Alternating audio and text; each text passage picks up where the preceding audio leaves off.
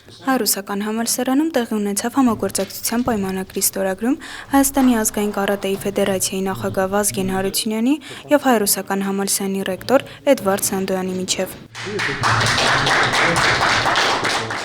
Հանդիպման ընթացքում կողմերը կարևորեցին սպորտի դերը երիտասարդների կյանքում, ընդգծելով նման նախաձեռնությունների փոխադարձ օգուտը և համագործակցության հեռանկարները։